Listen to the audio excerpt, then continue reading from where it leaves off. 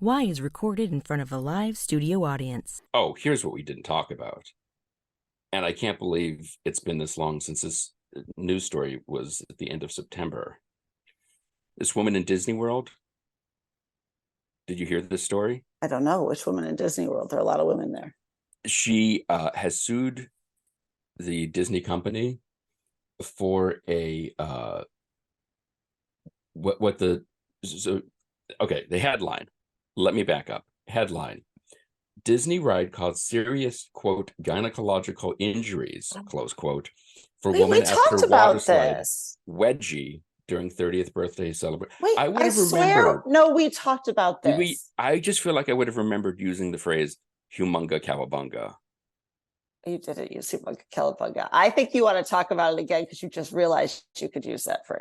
Maybe that's what it is. No, we definitely talked about this. We did? Okay. Didn't All we? Right. I don't know. We absolutely did. This was her 30th birthday celebration. And here's the best part. According to the Disney website, the riders take, quote, enclosed body slides down a 214-foot drop in the dark and then, quote, spray their way to a surprise ending. Again, I would have remembered that sentence. I'm telling you. Maybe we just texted about it. Maybe it was one of those things we ruined in a text Maybe chat. But yes, you probably would have remembered that sentence. But there's also multiple articles about it. And I mean, really, aren't you sliding at your own risk? Like, who doesn't know the things that will happen on these slides? Agreed, but this is above and beyond. This didn't in severe, I feel like intestinal damage. It really got up in there. It tore shit up for sure. Yeah.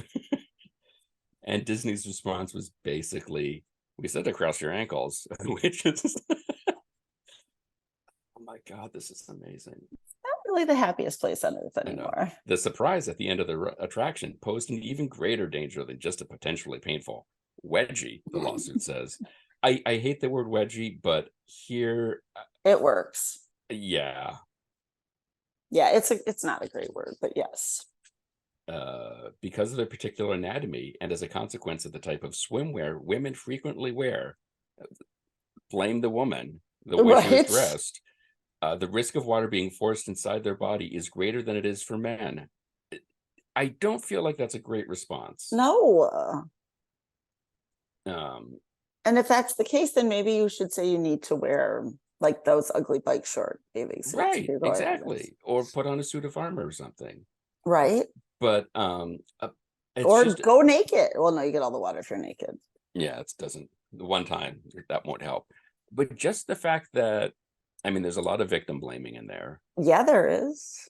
And yeah, I feel like, I don't want to say this because I think the takeaway is wrong, but this lawsuit is going to deprive all of us of the humunga cowabunga. I know.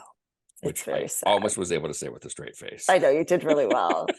You really did do a good job. And I know that you're very heartbroken about this. I know.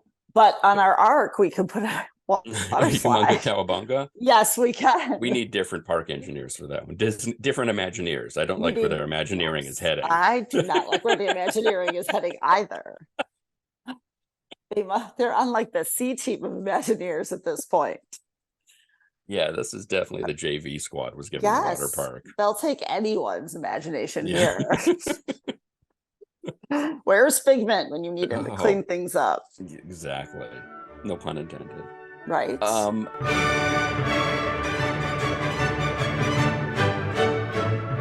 This is Why, with your hosts, Heidi Hedquist and Luke Poling.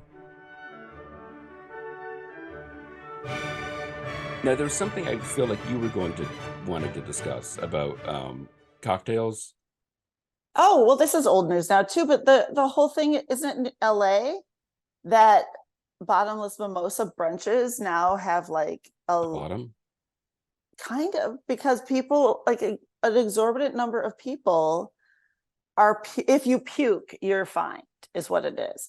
But the fact that there are enough people who are puking from mimosas at brunch in public that it is worthy of being fined is very concerning to me about people's tolerance of it goes back to I feel like one of the things we first discussed on this show, the idea that something has happened enough that a sign must be created. Right. And here this goes beyond just a sign. Right. There was like petitions involved for this. And that's just weird because that takes a lot of, like, mimosas are not that strong. And especially at bottomless mimosa brunches, like everybody wants, they're like all, which is probably why people are puking now that I'm saying it out loud, is because how much like citric acid should you be putting in your pie? It's not the alcohol. Right. Interesting. It's the orange juice. I just feel that that's very weird. I mean, again, it goes back to the Imagineers JV squad here. Right. I guess if you're the type or age and demeanor where a bottomless mimosa brunch gets you hot and bothered, then you're inherently not a professional. No, professionals drink purple drink for breakfast. Yeah, purple drink. I said drank. Oh, did you? Yeah, but my hand was under my chin, so it probably pushed it back to it. No, exactly. But that is a professional breakfast cocktail right there. Yes, very much so. Mm-hmm. And I do understand sort of saying to the rookies, look, we don't want to police you. This is not our choice. You are making us police you. You are making us make some decisions that we do not want to have to make. Yes. But we've had to replace a lot of ferns that have been killed because somebody vomited in them. And I'm sure, is it not happening at Bloody Mary bars? But then I guess at Bloody Mary bars, there's always like the food they put in the Bloody Mary, like the sliders. A stick of celery is going to really just tide you over. Oh, in the Midwest, super, where there's a skewer of shrimp, slider, okay, sure, bacon, all that stuff. Right. The health food, I get it. Huh? The health food, I get that. Right. It costs like $30 for one Bloody Mary. But like, again, one crab leg sticking out of a V8 is not going to be enough to. No. I didn't say it was appetizing. And up near my parents, there's this place called The Cove in Leland. And they're known for their Chubby Mary. And I don't like where this is going, but it's a Bloody Mary with a whole chub in it.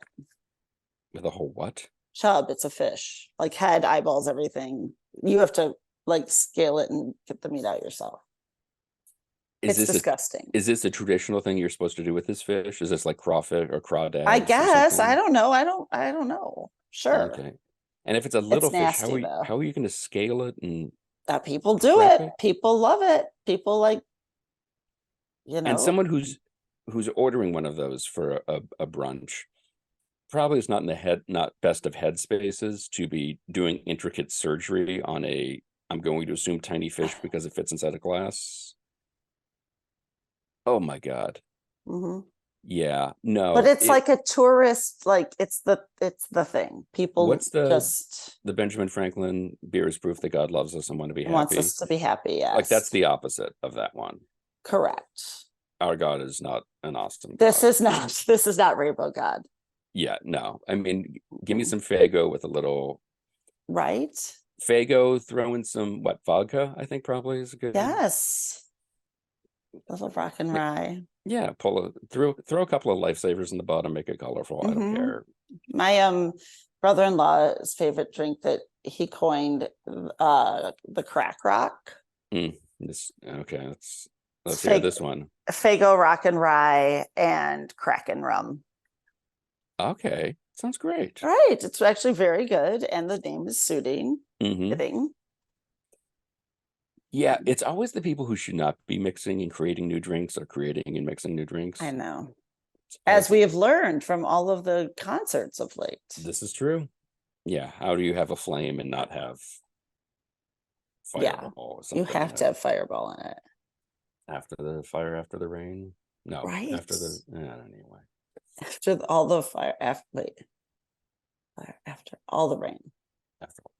Yes. Which I had that stuck in my head all day yesterday. It's so good.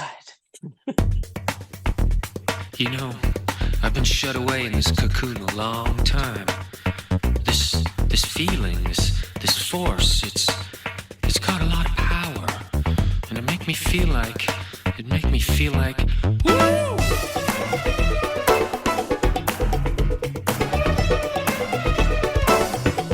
Emergence.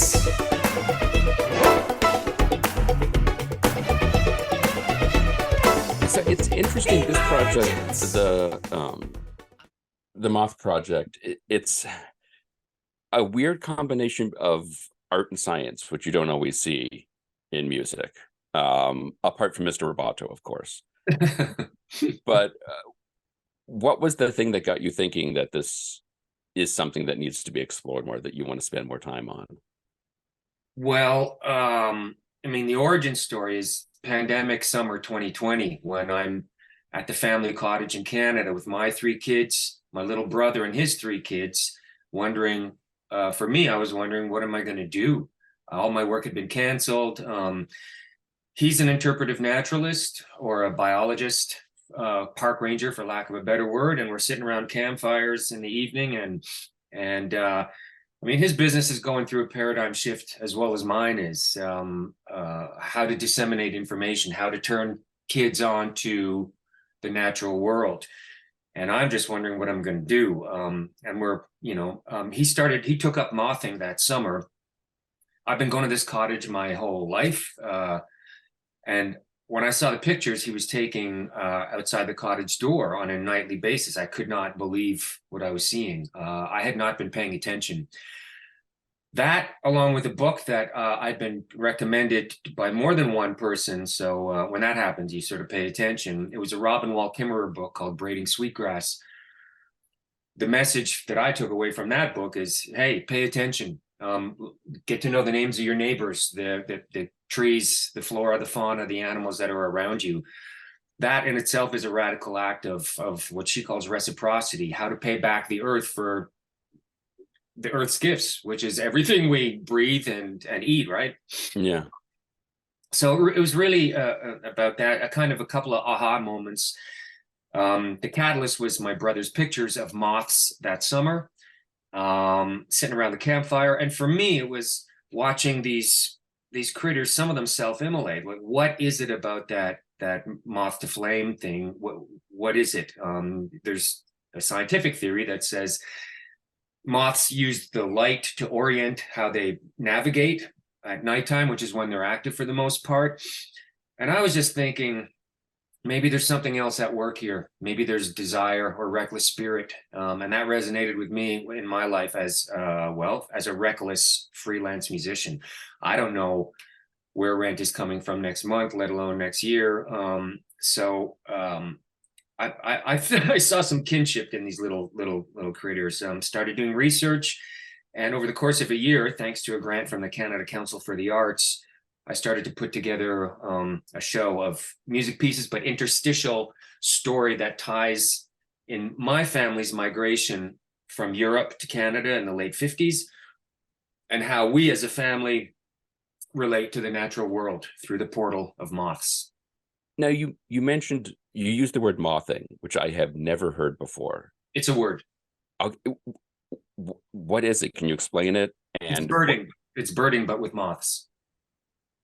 So do you just put a light up and kind of hang out with them? Well, yeah. Yes. They're active at night. So you can just put up any light, they'll come to it at nighttime. Another version of it is you put a black light and you kind of trap them in this funnel into a Tupperware bin, line it with egg cartons, and in the morning, they're there. They're quite docile in the morning. They need a bit of time to warm up. So you can examine what has come into your moth trap. They're a little groggy, and it's a pretty easy and cheap hobby for kids, but it really has become a thing. If you look on iNaturalist or just Google mothing, there's a real community around the world. This was not my hobby. This is my little brother picking this up as an interpretive naturalist this summer, the summer of 2020. Mm-hmm. And he's giving actually mothing speeches in his life as an interpretive naturalist. And this show is my interpretation of basically the same thing. So sometimes we'll do shows together where the first 20 minutes or 30 minutes is him as a scientist, and then me as an artist, basically talking about the same thing from two completely different perspectives. It's so interesting, this combination. I mean, like we were saying from the outset, the artistic impulse and the, you know, natural order of the world and of various species and how they live, and I guess in some cases die, and how you, what you can make of that, and how long into seeing your brother kind of sharing this hobby with you, sharing it with your family, did you start to kind of go like, I think there's something here that's really interesting to me? Was it kind of an instantaneous, like, oh, there's something here? It was a slow build. Mhm. Moths, so check this out. On one night, he documents 87 different species. I had no idea. I had never been paying attention. I thought there were two kinds of moths. Well, there's 160,000 in this one particular region where the family cottage is. It's quite a biodiverse area. 87 different species one night. And where there's diversity of moths, that's a signifier that you have a pretty rich and robust biodiverse ecosystem. I think bio and cultural diversity are linked and intertwined. I saw biodiversity, or I see it as a metaphor for cultural diversity, that in biodiverse ecosystems, when there's a lot of different species of flora, fauna, and animals, you will have an ecosystem that is thriving and supports each other. And I think that's the same given cultural ecosystems where there's a diverse range of people, of races, of jobs, of vocations, of interests.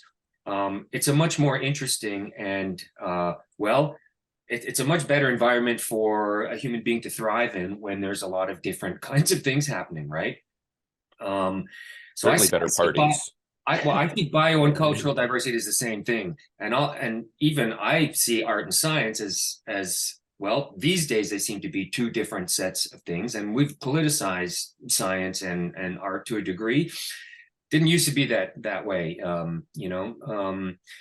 A couple other things that were a catalyst for this project was starting to explore some of the indigenous mythology surrounding, the natural world, but moths in particular. In Western mythology, I mean, moths are harbingers of death and destruction. In the Bible, like moth to flame in Shakespeare, they're bad news, right? The indigenous modalities, and I saw more than one myth about this, cast them as guardians of dream time, as liaisons between the living and the dead. And I think that was just such a beautiful and much better way of casting these animals. So I looked for that.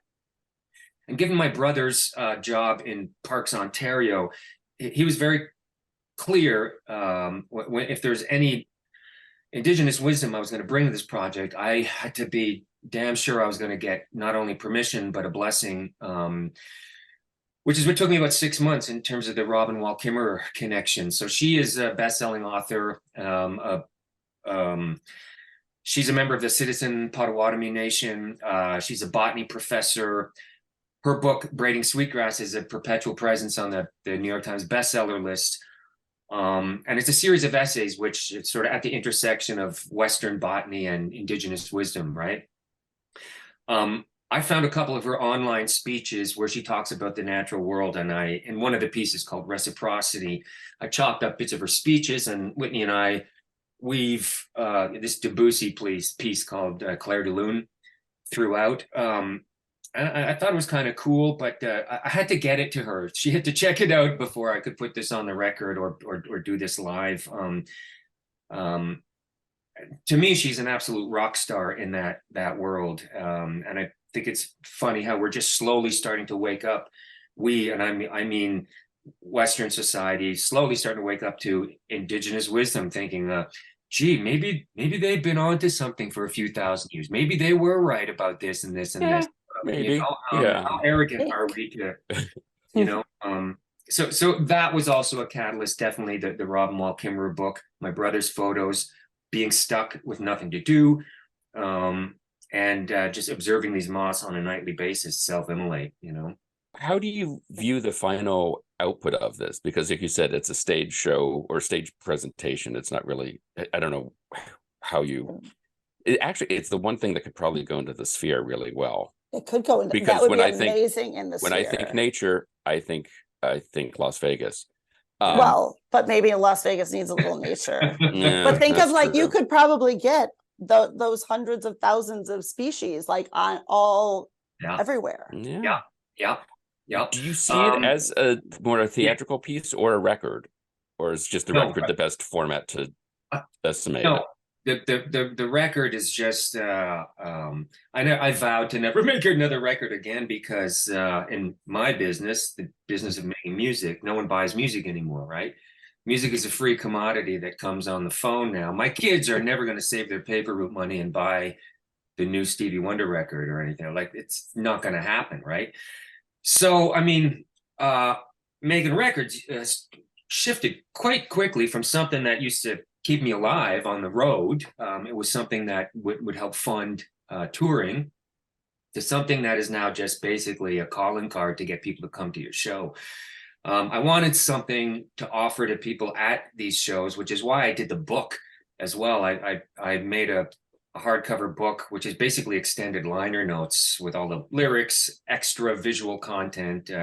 But I do see this production as more of, I want to create experiences. You know, I want people to walk away and instill in them what some of my favorite authors have instilled in me, which is a renewed connection and a sense of awe and wonder for the natural world. I'm not, it's not really a PowerPoint demonstration on the lifespan of moths. I'm not a scientist. So to me, anything scientific coming out of my mouth doesn't feel genuine. But people have been surprised at how personal this show is. Again, there's a lot of family story that's woven in between these songs. But I definitely do see this as a live experience. And you mentioned the sphere. That's one thing I'm looking at for the future, is creating a sort of more of a multi-channel projection mapped version of this show that is more of a surround immersive experience. That'll take a little bit of time and some resources. But for now, it's, I mean, we bring a massive screen or use the biggest screen in some of these performing arts centers or venues that they have. A couple of nights ago at the National Arts Center in Canada, it was a huge screen. We wear white, stand right against it, and basically disappear into the image that's being projected on top of us. That's how I want it. That people kind of gasp when they see these moths that are 12 feet by 20 feet, and they're watching, you know, 6,000 frame per second slow motion video of these things just taking off while we're playing. It's kind of a stunning thing to see on that scale. I mean, they really are. It is interesting, not to go back to what you were talking about before, but other than the holes they've left in my cashmere over the years, Boy. I've never fully understood why moths have such a bad reputation. Yeah. Because they really are, many of them are really beautiful. They're quite really beautiful. You know, I mean, in my brother's 30-minute presentation, he says, talks a little bit about butterflies. Butterflies are basically day-flying moths, okay?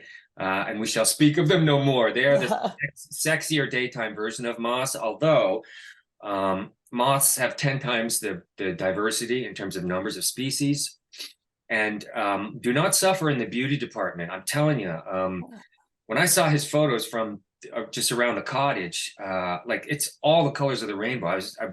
Are you, that thing was outside? It's pink and yellow, and it looks like it came from the Amazon jungle or something. It was incredible. Yeah, very, very beautiful creatures. Of course, very important in terms of their pollinating.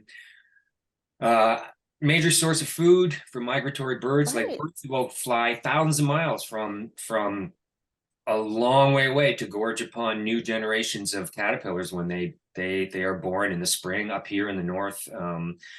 Very, very important animals in the whole food chain ecosystem, you know. It's just funny that they get a How bad did you rap.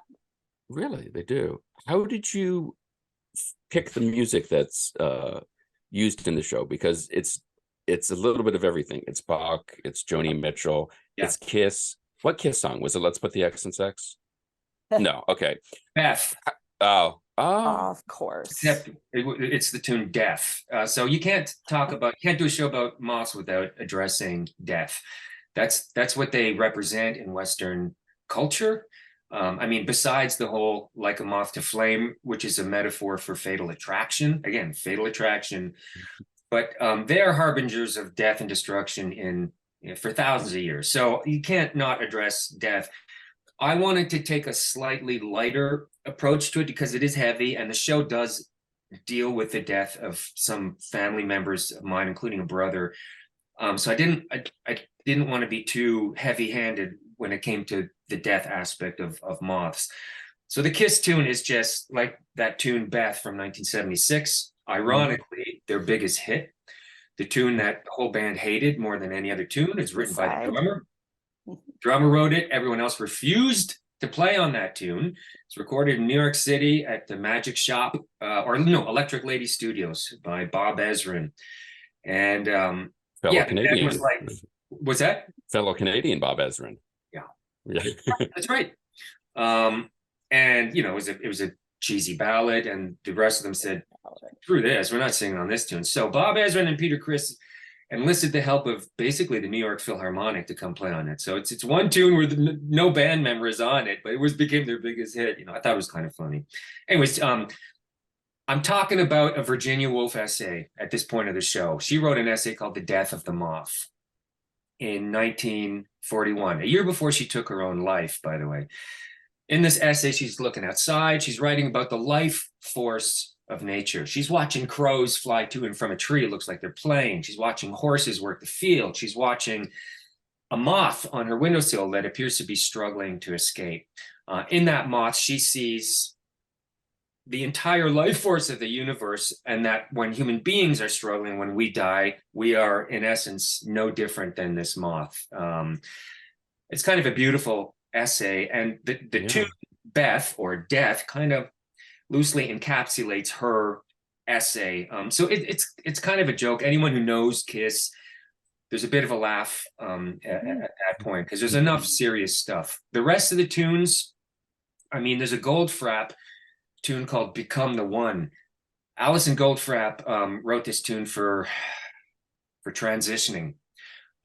Become the one you know you are. It's kind of like a heavy, beautiful tune that I found was appropriate in the context of these moths that spend the majority of their lifetime hiding as caterpillars, and when they exit their cocoons, they are in essence becoming something quite extraordinary.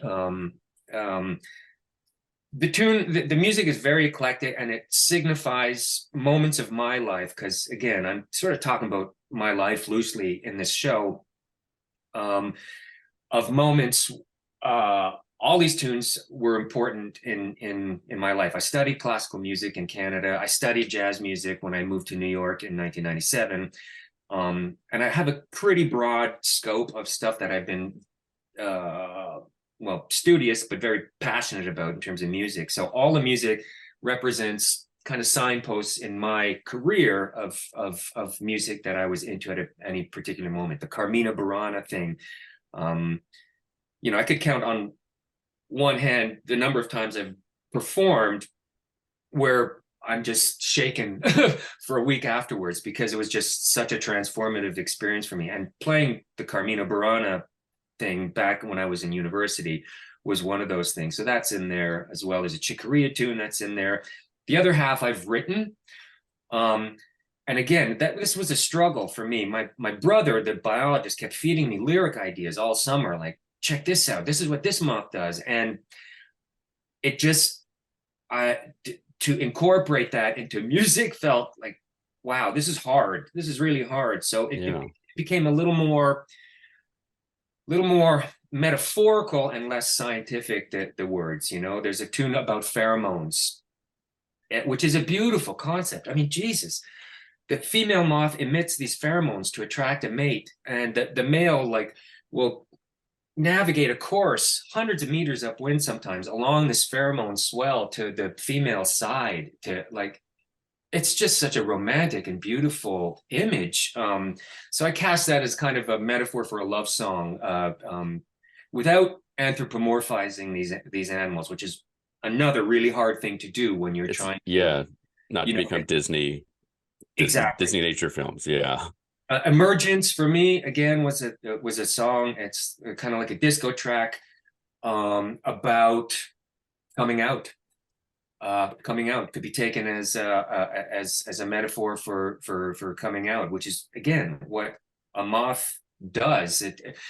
These things are they're camouflaged for the majority of their life. They're just crawling around, trying not to be eaten.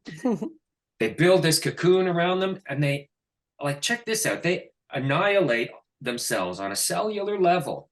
They destroy themselves, right? They turn into liquid inside this cocoon, and somehow over the course of a couple of weeks, they transform. The act of metamorphosis. I mean, Jesus, like it's a remarkable act. It's incredible in its chemistry and very profound in its symbolism, you know, that the act of transformation. Again, I found a lot of parallels between that act and what human beings often do. I mean, it's something I'm still going through at the midpoint of my life cycle, just trying to evolve, change, adapt, shake some of the baggage that I have from however many generations of upbringing that I have, be different with my kids than my parents were with me. The music, it's all over the place, but that was a very conscious and deliberate act to also reflect the diversity of the moth species themselves, you know. And to hear you describe it, it sounds like, you know, you went on this kind of voyage of discovery about the moth, and then a little bit of a voyage of self-discovery and kind of seeing the parallels. Is performing this on a regular basis, that's got to be just a continual, like sort of continual gift giving of, oh my God, this is this thing, and I can see my life as this. And there's got to be just like, boxes checked after boxes checked.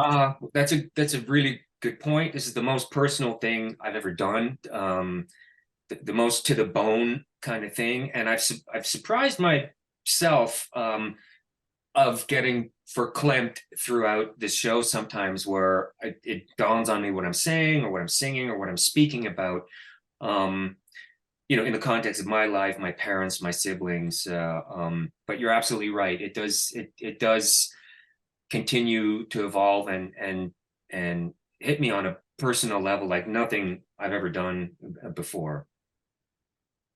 Did you think this is where you were going to be, kind of trying to educate folks about this, about nature, about our place in the universe, to say nothing of the ecosystem?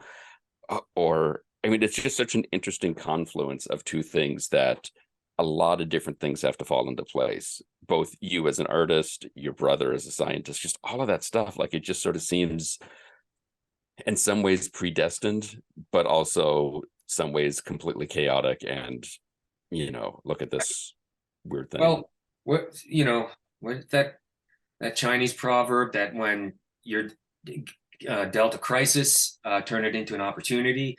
That's kind of how the pandemic felt. Not only to me, I'm sure I'm not unique in that regard, that this was a moment in time that, of reevaluation and perhaps reinvention, or what am I going to do with all of a sudden this enforced time where I'm not allowed to go do what I have trained to do as a musician, which is to go perform for people in buildings, right?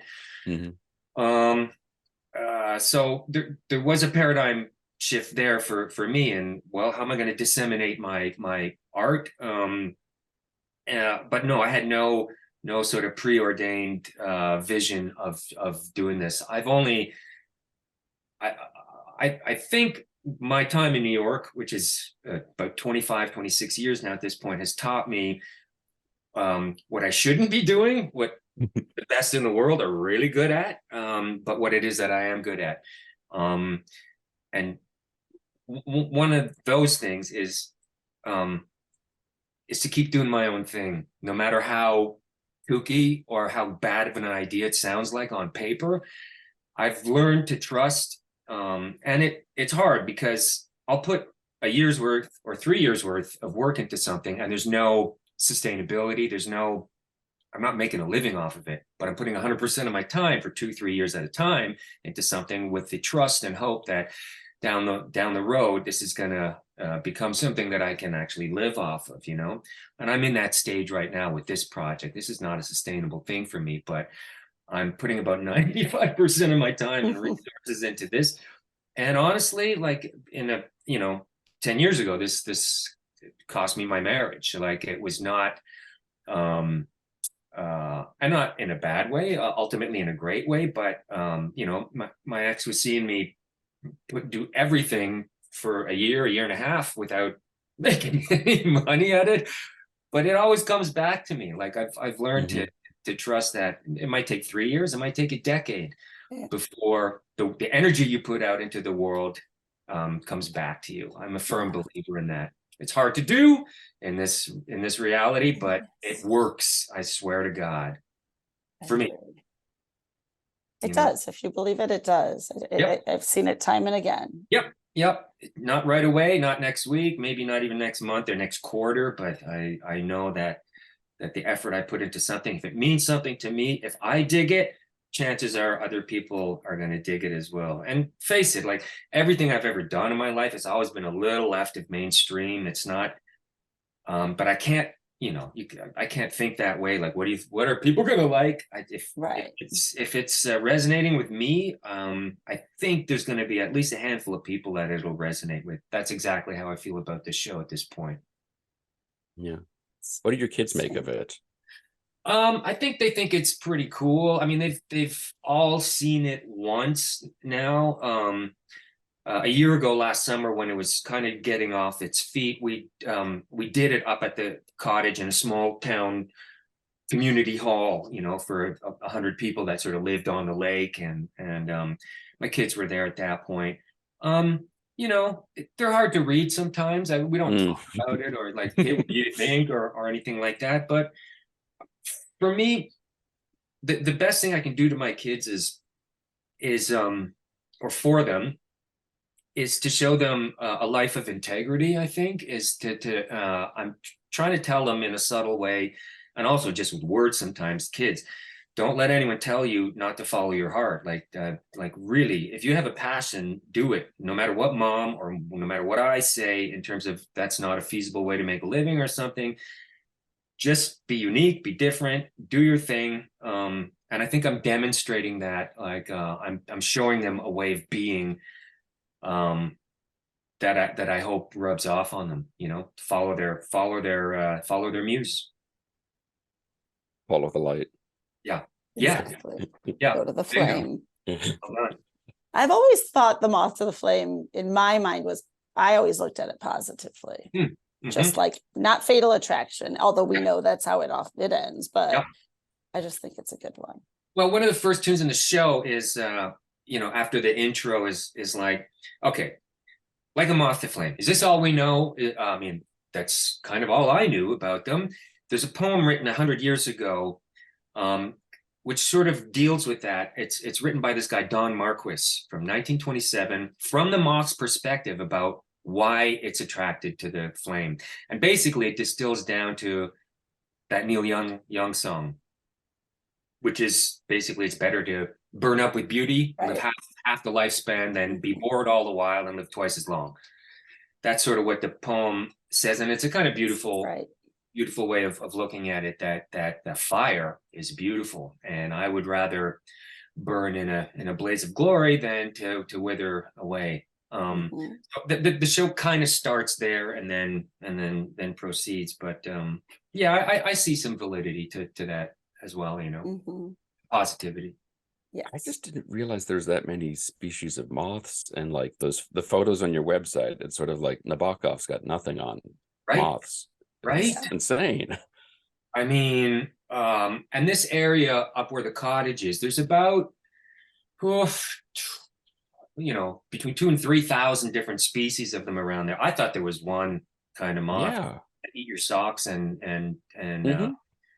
but boy, oh boy, these things are kind of spectacular when you start to pay attention. And I had not been paying attention for my whole life and wasn't even paying attention. In a world that gives us maple syrup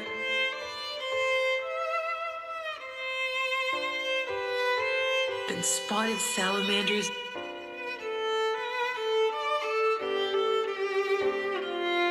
sandhill cranes, Douglas firs,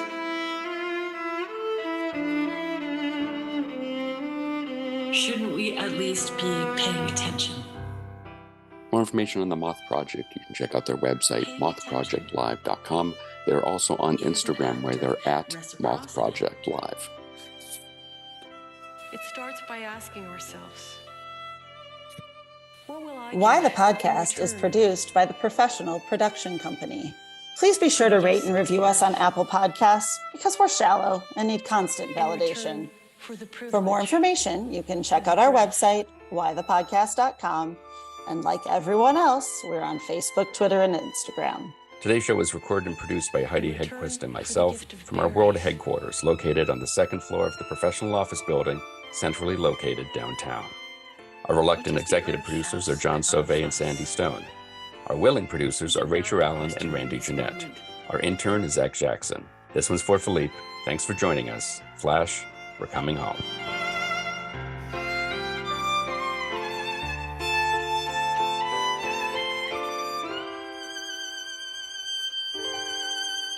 What are my gifts and how shall I give them to the world?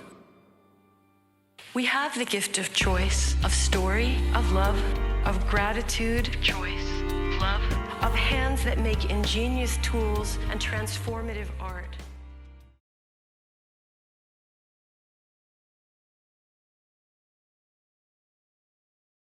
Nigel, is that you? Are you here, Nigel?